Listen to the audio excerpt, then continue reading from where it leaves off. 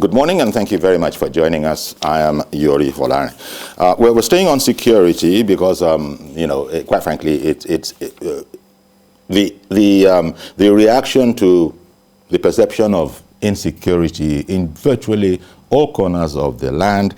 I don't know if I should say finally, but it did reach the National Assembly. Indeed, so much so that there were, angry lamentations. In fact, one of the senators was saying, time has come to end all these lamentations and start getting busy. We need to do something. That's what we're here for. That must be like music to, the ears of most Nigerians, because it's like what they've been saying. And then the other issue, which is there have been instances where people have said, you know what, this security thing, our own handling of our own security. Yeah, we're doing our best, we hear that, but we need help. We need to ask for outside help. Some have even asked for mercenaries, but never mind mercenaries. You heard the news yesterday that the president has been meeting with the new American Secretary of State, and they've been a virtual meeting, and the president put forward his appeal that, you know what, the Africa Command of the U.S., you need to consider, if you will, kind U.S., moving it to our region here, moving it to the West African sub-region, maybe even Nigeria. Those are the kind of overtures that are being made. But I suppose by what would have given most Nigerians some sort of a sign of possibly things to come is the reaction that we saw in the National Assembly yesterday. And we have on our program today Senator Ajibola Bashiru. Senator Ajibola Bashiru is the spokesman of the Senate. He represents Osun Central Senatorial District. Good morning, Senator. Good morning, Yori. Thank you very much for making time for us. We're going to take a report that really covers happenings in the past 24 hours or so, and then I'll come back to you and to get your comments. So now we'll take a report by our Tijesu Adeoye. People are dying. Every day Nigerians are dying. We must rise to the occasion. It is not a happy day at the Nigerian Senate. Senators bitterly lament the worsening security situation in the country. Fresh news of violent attacks are brought to the floor of the parliament by the senator representing Niger East, Senator Sani Musa. Over 5,000 villagers in his state have yet again been displaced as a result of attacks by insurgents. My motion today is on the activities of bandits and Boko Haram terrorists in Shiroro, Munya, and Rafi local government areas of Niger State, which has taken a dangerous dimension and requires urgent need for federal government to deploy troops and other security apparatus to immediately bring an end to the menace of this insurgency and terrorism in Niger State and other parts of Nigeria. Lawmakers cannot hold back their emotions, and they express fear that the situation may have gotten out of control and could become even worse if something urgent and drastic is not done. The nation is on fire. The president must rise to the occasion. It costs us nothing to get foreign support. We must rise to the occasion. We must bring in people to save this country, or else we'll be consumed. We are all going to be consumed in this place. Sitting here pretending to say that we are the people of the country until when one of us is killed before we know precisely what is the problem on ground. They say the government must stop paying lip service to an already bad situation, as it has shown clear incompetence in handling the matter and must begin to seek foreign help. A lot of Nigerians have raised their voices. Is there any shame if the Western powers, they have the powers, the arsenal to fight this warfare? Why can we not invite them? There's a need for us to call a spade a spade. The executive have shown clear incompetence of handling this security situation. The Senate now considers the need for a supplementary budget to fund the country's armed forces and acquire more weapons to confront this imminent threat. Today, there is no level of arm of government that is not concerned about the security situation. Everybody is concerned. What is crucial is for us to bite the bullet. We must appropriate funds, even though that's not the only way out. That's not the only solution. But the military, particularly our security agencies in general, require additional manpower, so much manpower. The leadership of the National Assembly will on a later date hold a security meeting with the Commander-in-Chief of the Armed Forces and hopefully come up with effective resolutions that will stem the tide of insecurity bedeviling the nation. TJ Swadio, TVC News, Abu. Okay then, so there you have it. The Senate arguably hasn't spoken out, this loudly and this clearly about the situation. You heard the senators there. They couldn't have been more dramatic. So let me come to you, Senator Bashiru. It's like this is what Nigerians have been waiting for, to see that the elected representatives actually, and by that I mean people representing in the National Assembly, both the House of Reps and the Senate, actually feel their pain and are as urgent about it as they are. What took the Senate so long? I don't think it's a question of taking the Senate so long. I can tell you authoritatively that in the past close to 2 years that I've been in the Senate, Senate had been preoccupied with issue of security, perhaps more than any other business on our legislative business in the plenary. We have had close to 2 dozens of motions, resolutions from individual senators raising the issue of security in the different territorial area that they represent. And secondly, far-reaching resolutions have been taken. For instance, the Senate set up a security ad hoc committee, which resolution and recommendation have been passed on, but which largely are still remain unimplemented. And just as I said at the floor of the Senate yesterday, it's not just enough for us to be making reference to that recommendation. Let us set up our own in-house committee to look at what are the legislative components of these resolutions, and then we put it into place. Okay. And then those that are with the executive, let us interface with the presidency and see how we can do. Happily enough, again yesterday, aside the debate and the exposition made by different senators from different perspectives, quite sobering, enough, far-reaching resolutions and recommendations were also made yesterday. For instance, the leadership had been mandated to seek audience on behalf of the 109 senators with the President, Commander-in-Chief, so that there could be a closed-door meeting on issue of this security and cross-fertilization of idea on how to address it. Also, the Senate also requested for the Chief of Army Staff and commanders in the theater of a war to also have a closed-door session with the Senate and feel the pulse of this, and then know the various challenges and that will be ready to come into being. And of course, there's international dimension based on what has happened recently in Chad with the death of the president, Idris Deby. The Senate is also going to interface with the Minister of Foreign Affairs, the National Intelligence Agency Director General, and the Minister of Defense on looking at the regional implication of the event currently in Chad. Okay, Senator, excuse me, Senator. Thank you. Sorry to interrupt you. Some of the things, as you could see, the expositions of the distinguished senators that we saw in that particular report, as you said, there are varying levels of passion, emotion. Even it seemed to indicate frustration in some instances.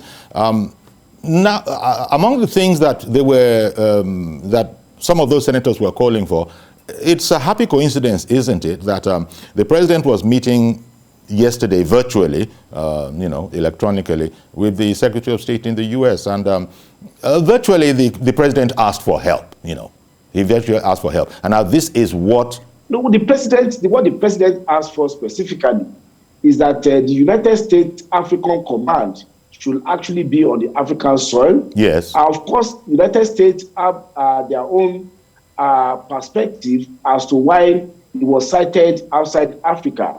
But it is felt by the Nigerian president that citing it within the context of Africa would, for instance, assist in terms of reach and the territorial proximity to the theater of action.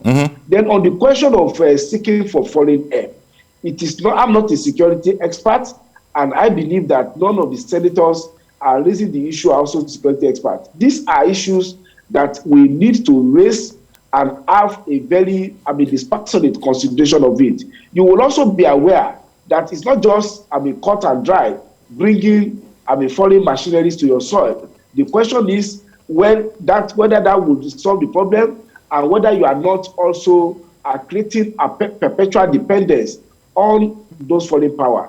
I would remember that 2001 was when the United States entered Afghanistan. They are living in November this year, 20 years after the Taliban are still very much carrying out the insurrection and insurgency in that place. Yes, Senator, I can understand, Senator, I beg your pardon, I can understand those concerns. Senator, I can understand those concerns. I can understand those concerns, sir. Most Nigerians indeed will. They are real. It's not as simple as all of that. But we are hoping that with the caliber, the quality of leadership that we have, perhaps something can indeed be worked out. But the much of it that is clear, even going by your distinguished colleagues yesterday, is that, quite frankly, our security architecture is incapable of addressing the situation. And principally, it is also thought, this is because there are doubts out there as to the sincerity of the objective, which is root out Boko Haram, root out terrorists. You've heard the allegation, if not accusation, that all is not actually, the way it seems. What are our objectives? What are the orders that our security architecture has? What would you say about those kind of perceptions? I think first and foremost on the issue of security architecture, in my intervention at the floor at the plenary yesterday, and I believe your station will have a recording, I categorically and I still state that the Nigerian police, as presently constituted, is incapable of providing security for Nigerians. And I also say that there is a need to recalibrate Nigerian police and Nigerian security agencies to be able to first and foremost even provide civil security. The more sophisticated act of banditry and the Boko Haram terrorism would actually be able to circle upon them if we're even able to address what, if I may use the word, mundane day-to-day challenge of security.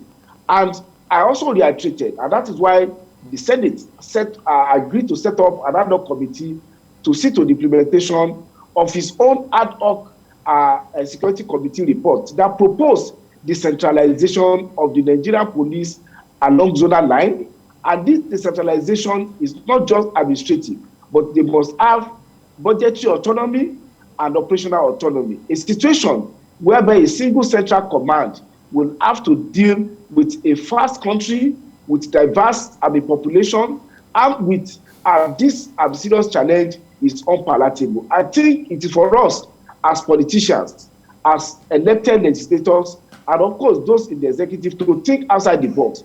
Then the other security agencies, civil defense and other security agencies need to be deployed into assisting and working collaboratively with the police to address this issue. Most of these challenges perhaps could be addressed if there is proper intelligence in this regard.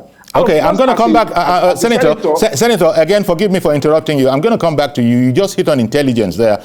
I'll come back to you with on this discussion because we are also being joined by Group Captain retired Sadiq Garuba Shehu. He's a private security consultant as well as a defense consultant. Good morning, Group Captain. Good morning, Mr. Falari. Yes, sir. Now, Nigeria, one way to look at it is that it has asked for help. Everybody needs as much help as they can get. Our people, commentators, analysts, and all of that. They've been saying that if we need help, we need to ask for it. It seemed to me that the meeting between the president, our president, and the Secretary of State, the U.S. Secretary of State, the remote meeting that they had, that essentially the president was asking for help in the way he phrased his participation in there. Would you agree with that? And do we need help?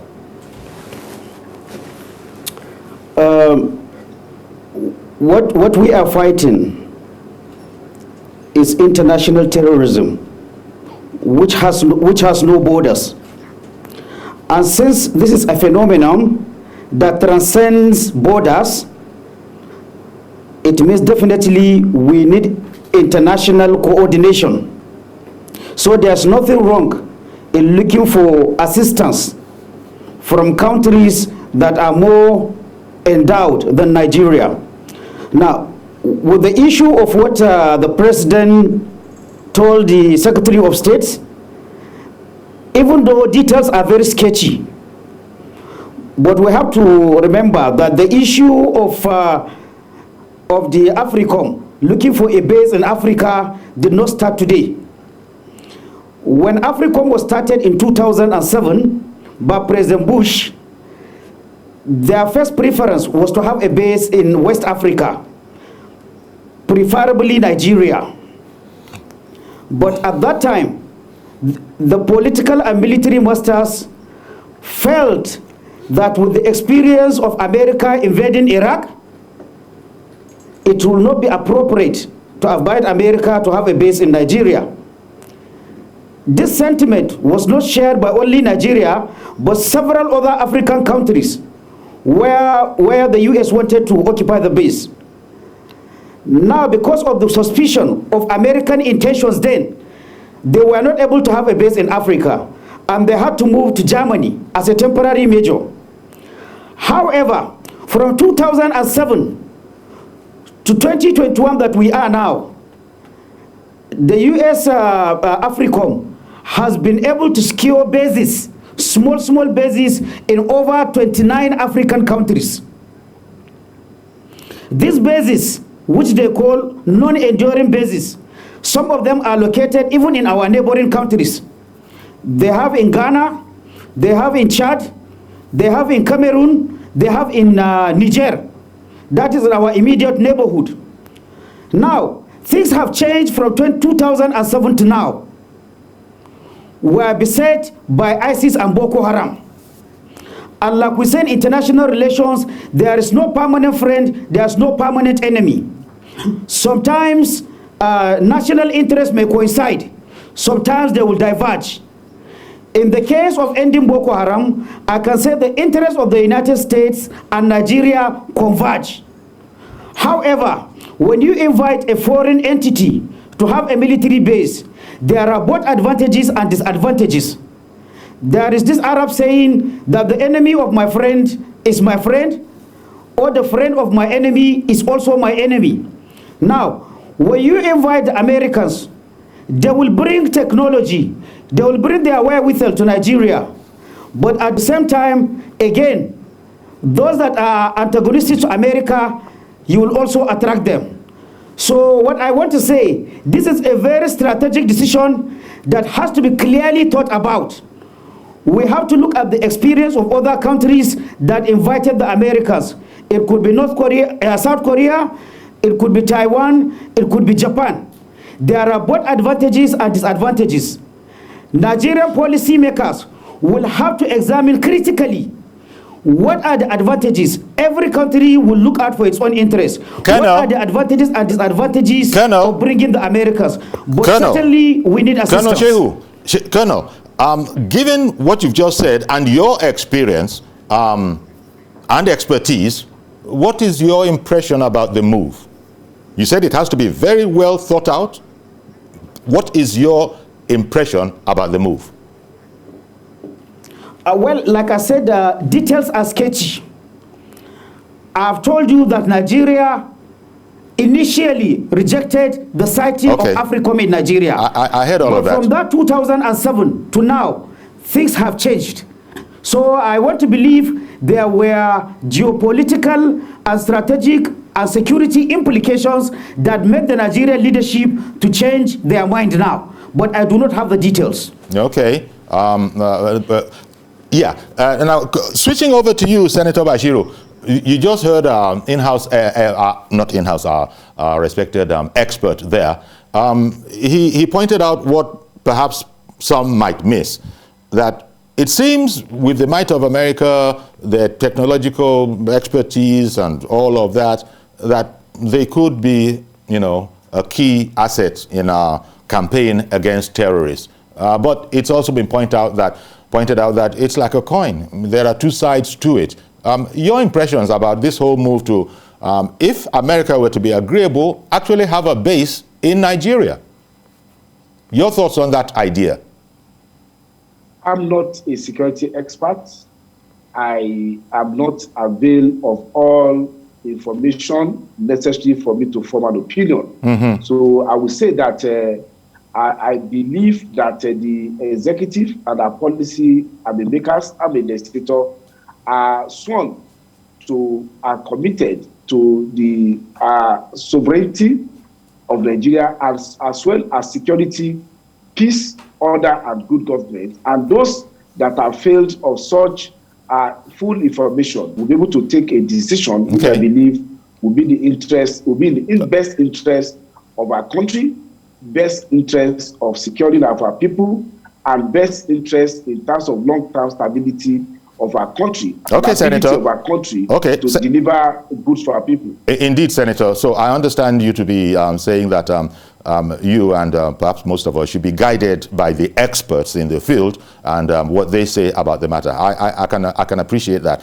But switching over to you, Group Captain Shehu Tad, this whole cooperation, this whole cooperation thing, whatever way it goes, you've explained that details are still sketchy, but just jumping into the future and being on the positive side and saying that everything is as we want it to be, at least theoretically, what about the notion, Group Captain, that when we had our Boko Haram challenges going back to the Chibok incident, the Chibok girls incident, reported, you no doubt might have heard some stories in the media that America had its complaints about the kind of the level of professionalism that they thought they discerned, talking about intelligence being passed on and compromising everything. In other words, what would have changed? I don't know what you think about that whole idea that intelligence that the U.S.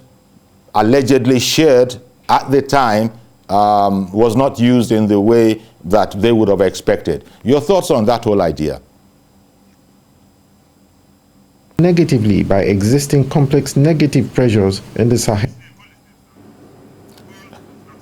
Hello, Group Captain Shehu, that was for you. Yes, please. I didn't get the question properly. Okay, now that we're thinking of another kind of rapprochement with the U.S., if it all works out, in the past, it had been said, and I want your impressions on the allegation that was out there, that the U.S. had been helpful with intelligence, had been forthcoming with intelligence, but so the story goes, allegedly the U.S. had been surprised by either Nigerians' action or lack of action with intelligence that they thought could have sorted a lot of problems out. Give me your thoughts on that whole notion. Group Captain? Was it better? Could you hear? Please. Could you hear me better? Yes. Okay. I can hear you better now, please. You want me to repeat again? Yes, please. Yes, please. Okay. Back in the day, going back to Chibok, there were allegations, the Chibok incident, there were allegations, at least in the public space, that intelligence that had been shared with our authorities by the U.S. Army on ground had not been used in the way that they would have expected it to be used. In other words, maybe it's even been ignored.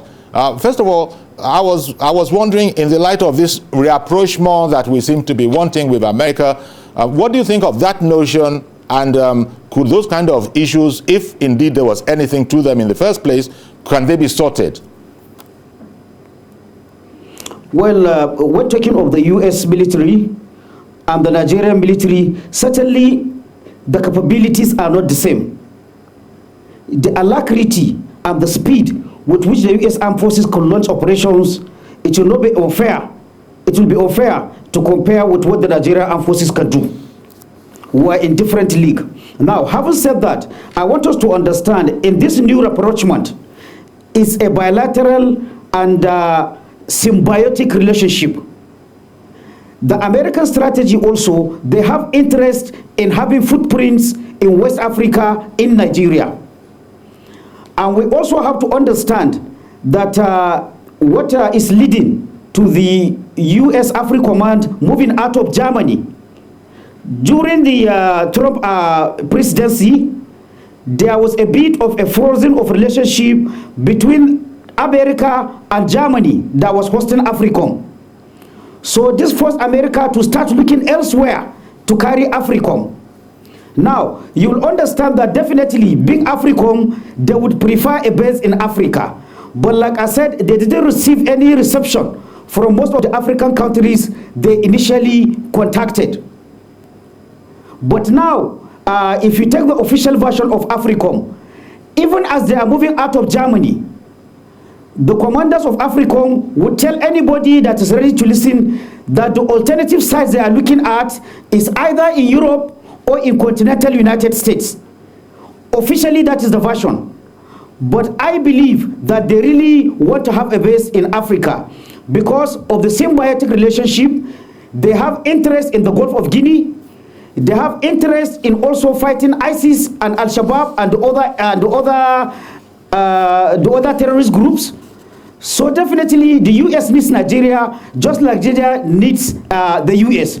However, what I said is that in any bilateral agreement, each country will look out for itself.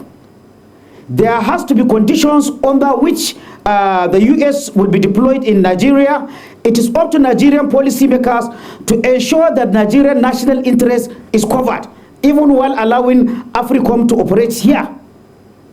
And most importantly, we had what President Buhari asked, but we have not heard whether the U.S. is actually going to accept that offer or not. Like I said, officially, they said they are looking for alternative bases in Europe or back in the United States. In fact, they say it doesn't matter where their headquarters is. With the small bases they have been able to establish, they claim they could reach any part of Africa within 4 hours.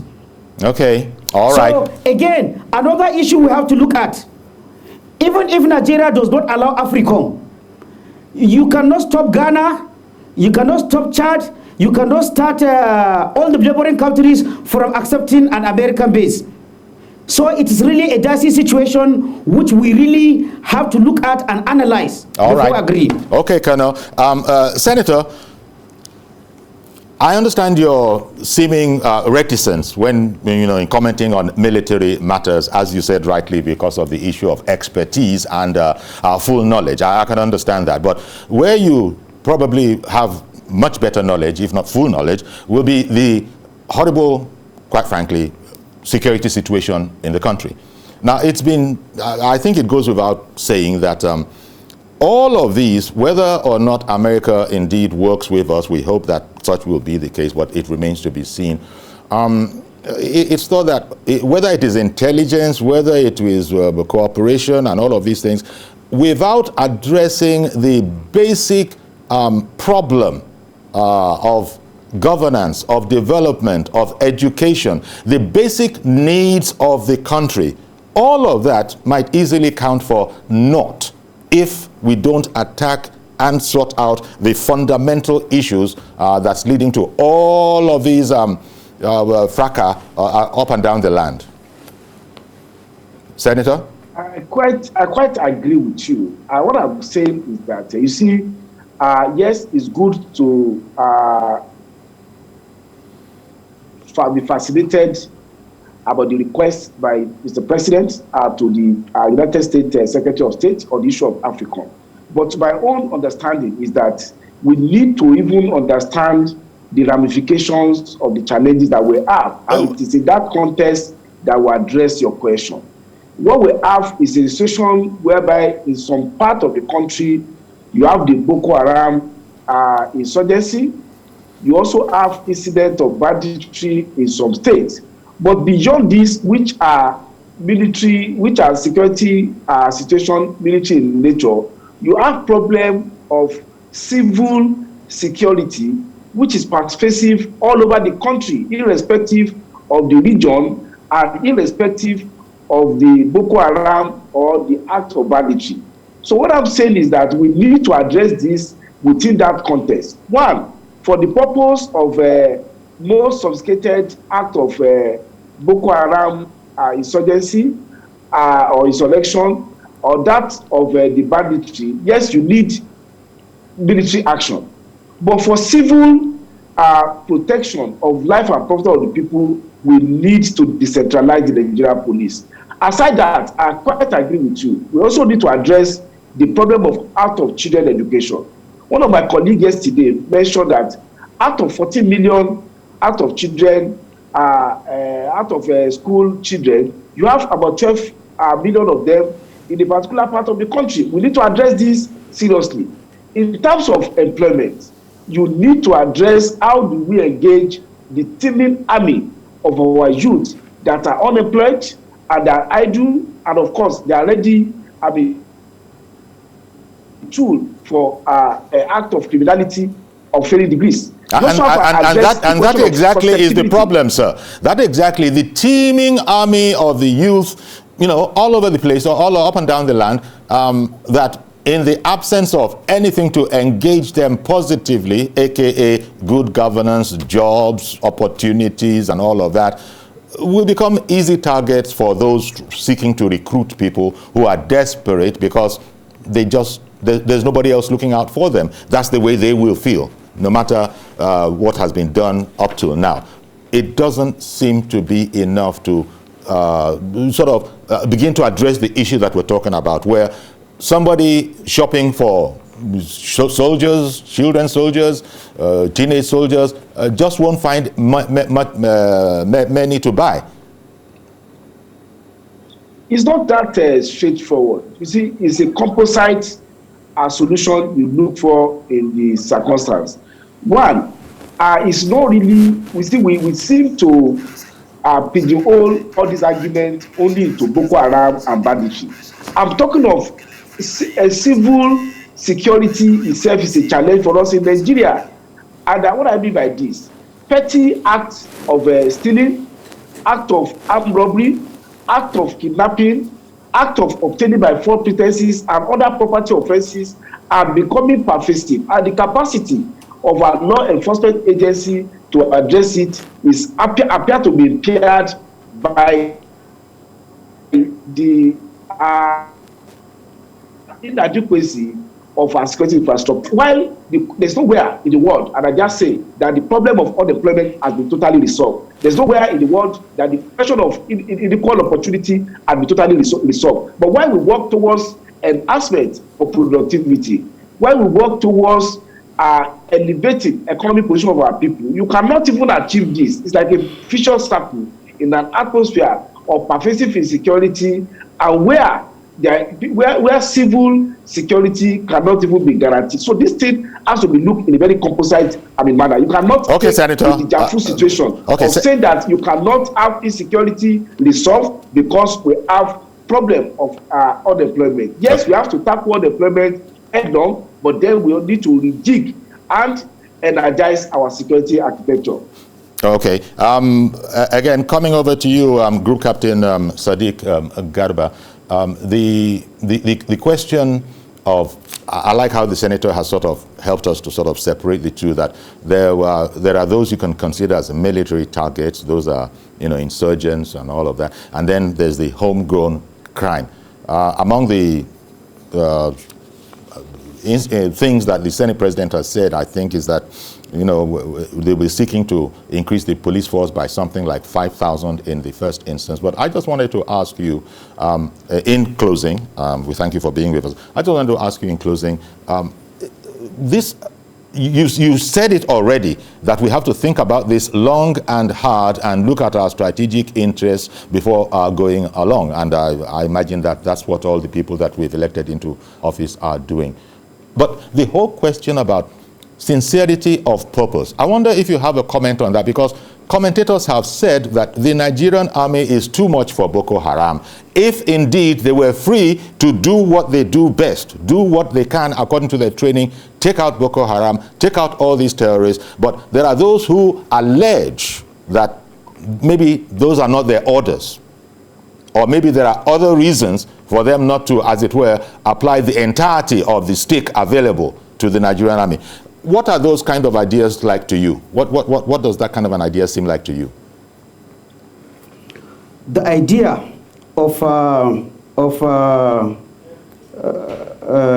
counterinsurgency or non-conventional warfare is such a way that the non-conventional fighter can neutralize all the advantages that a professional army has. You have to understand that they are fighting people that are embedded within the populations. Nigeria is a signatory to the Geneva Conventions, to the ICC Rome Statute, to many other human rights instruments. So as a country, the Nigerian armed forces have a responsibility to ensure in conducting their operations, they respect all these international norms. The Boko Haram person does not have such encumbrances because he didn't sign any agreement with any international body, so he can behave anyhow. He can go and hide within civilians, trying to make the Nigerian armed forces to have collateral damage that will attract international condemnation and even deny us some allies, as we have seen in the past. So definitely, in an unconventional warfare, the professional military man is constrained to use all that he has. And again, I always say, you see, like that they say to destroy is very easy, but to build is very difficult. Okay. Let's take the attack on Minok, the latest one. Okay. If, for example, very briefly, Colonel, it will take nothing more than 50 Boko Haram people wielding personal weapon to scatter that village and send everybody away. Okay. But if the military wants to secure the same Minok, they are not going with 50 soldiers. They are not going with 100 soldiers. They are not even going with 150 soldiers.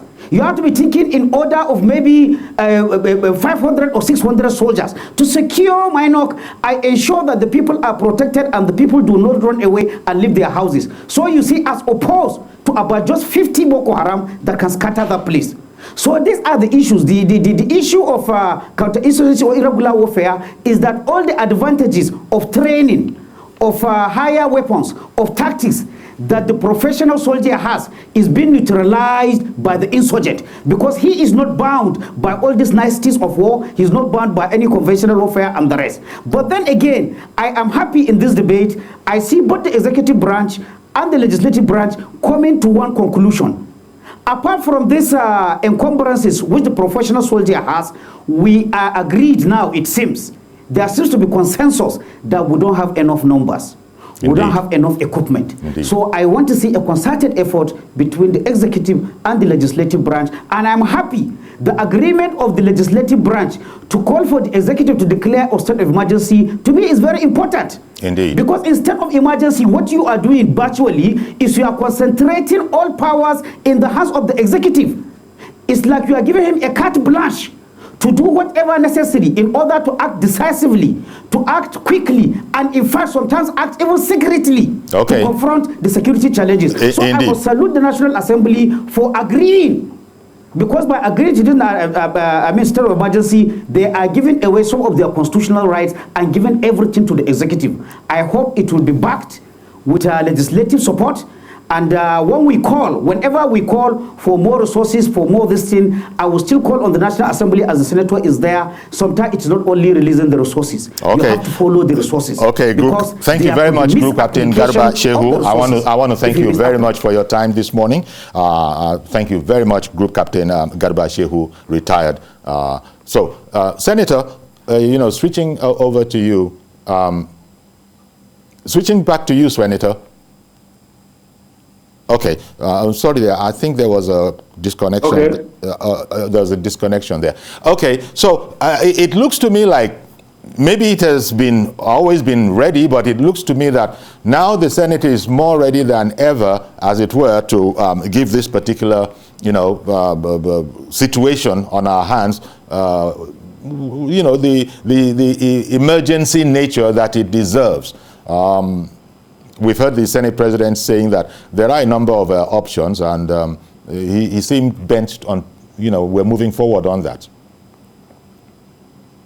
Yeah, definitely we don't even have a choice at the National Assembly because our mandate is to make law for peace and order and good government. And incidentally, that is the way Section 4 of the Constitution arranges it. Peace first, order, then talk about good government. You cannot even begin to talk about good government when there's no peace and when there's no order. And clearly, Section 14 and Section 2 of our Constitution make an issue of security and welfare to be the paramount purpose of government. And just as been said by the President of the Senate yesterday, the National Assembly is ever ready to support in terms of making necessary appropriation and necessary legislative reform to assist in the fight against insecurity. You can not talk of even economic development. You cannot talk of alleviation of poverty. You cannot talk of infrastructure development in an atmosphere of pervasive insecurity. We also believe that as Nigerians, individual Nigerians also have a role to play in terms of supply of information, in terms of alerting the law enforcement agents of suspicious movement, of suspicious activity, and to desist from the temptation of collaborating with these criminal elements on the ground of affinity, on the ground of filial relationship, and on the ground of ethnic and social community relations. We must know that a threat to any part of the country is a threat to all parts of the country. Indeed, and right now we got our hands full dealing with the security, but as you sort of agreed before, the underlying causes to at least that homegrown criminality that we are now seeing, that can only be sorted out, by attention to the very, very basic things, many of which, unfortunately, Nigerian citizens are missing as a result of, whatever, so many different things. But it comes down to governance, it comes down to ideas. There are too many people that are complaining that they can hardly make ends meet. And yet the whole idea was that things would be better this time around. It looks like we're still waiting for the day. Senator? Mazi Okorafo. I don't really see that way. Okay, but could you just excuse me, Senator? I'll come back to you, but let me caller. Somebody has called in. Mazi Okorafo. Good morning, sir. Please. Good morning, sir. Good morning. I wish President Trump is the former American president, because what he could have done now is to give the military coming to Nigeria 72 hours to save the situation. Why am I saying this? I pray that President Biden, based on Nigerian negotiation, it will work very well so that the same 2 hours will be given to them. Look, this thing is long overdue. The earlier Nigerian government married a digital system of security network is better for Nigeria. Because I cannot imagine ourselves in Nigeria. You cannot sleep, you cannot go to any place, you cannot farm because of some hooligans, criminals, so-called terrorists, because of their political aggression have used them to achieve their aim and are now terrorizing the whole country. That nonsense is why I pray that America should, as a matter of urgency, where possible, brought Israelis. The Nigerian government should go back to the formula they used during Nigeria and Biafra war. They should do that formula and do that, send out those criminals out from Nigeria. Okay, Mazi. That's have a president day in Lagos. Thank you very much, Mazi. So, Senator, back to you. You were saying you didn't quite see it like that. I was talking about addressing the basic needs of most Nigerians. Yes, I will say that with all sense of responsibility, notwithstanding the challenges that we are facing, the present administration has been the one that had most been concerned about addressing the challenges of the vulnerable in the society. For instance, the social intervention program, in terms of empower, in terms of giving trader money, and in terms of stimulus package to support small and medium-scale businesses, has been upscaled since the advent of this administration. And the question of ease of business has also liberalized the business environment to ensure private sector intervention. And the fact that within a period of time not contemplated, the country was able to exit recession is also indicative of the massive effort being put in place, particularly at the level of the National Assembly.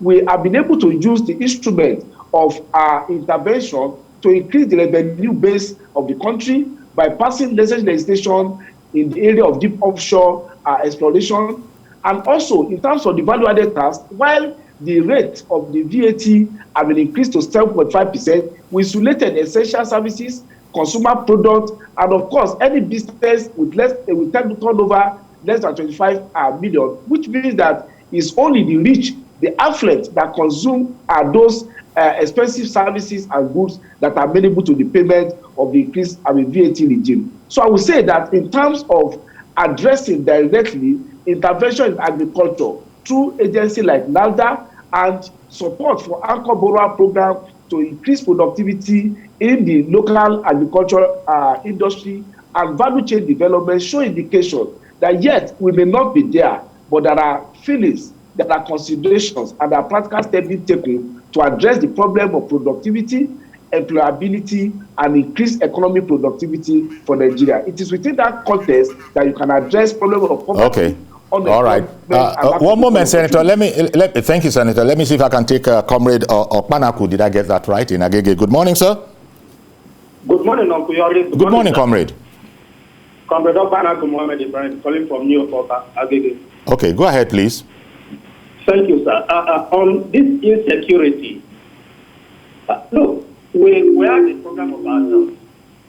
Nigeria government can even tackle this insecurity if there is sincerity of purpose. Thank God the senator is there. How many times will the National Assembly continue telling acting federal government or President Buhari to declare state of emergency on insecurity? How many times? This is almost about 4 or 5 times they have been saying it, and nothing is happening. And look at the senator. Thank God the senator is here. We are talking about the fundamentals. What usually leads to things like this? Look, Nigerians are suffering. Comrade, we don't have the time for you to develop on the exposition, but I think you said that if you were to put it into a one-liner, what would it be? We need sincerity of purpose from the government, that's all. Okay, sir. Thank you very much. Senator, you heard that. It's a question that I raised earlier with the colonel, who was our guest, and the whole matter of, we've heard it in a different context, the whole trust deficit, people talking about sincerity, equity, justice, and that kind of a thing, fundamentals. We even talking about education, that when those are really in place, then alongside intelligence and all the other things that we're talking about, we'll just be moving in leaps and bounds. Are you optimistic that we could get to that point, Senator? I'm very optimistic, and you can see that the National Assembly is also concerned about the assembly liturgy on the part of the executive. And that was why one of the resolutions yesterday was that the leadership of the National Assembly will seek audience with the presidency and then have a closed-door meeting. At least that would avail us of the opportunity of speaking off camera and of course speaking the truth, that there's a need for us to sit and take pragmatic action. And in fact, we need more than ever a martial action that will be fully funded, coordinated, and implemented to address for now, the issue of insecurity and long-time security and prosperity of our dear country. Indeed. I want to thank you very much, Senator Jibola Bashiru, PhD, Senate spokesman. That is to say, you speak for the Senate. You represent Osun Central Senatorial District. Thank you very much for your time this morning, Senator. I think you're welcome. You're welcome. All right. Okay, so, well, that's our program today. It's an idea. It's still being worked at. The matter about whether we shall be collaborating with the U.S. or whether the U.S. will be collaborating with us, in addition to all the other measures. The president, when I read the report about it, I said that Nigeria is going to be up and doing in terms of everything that it can do to, secure its environment, but still, no man is an island. Everybody needs some help, and we'll just see how all of that works out. So that's been our program today. Please join us tomorrow for a fresh edition. I am Yori Folari. Bye-bye for now.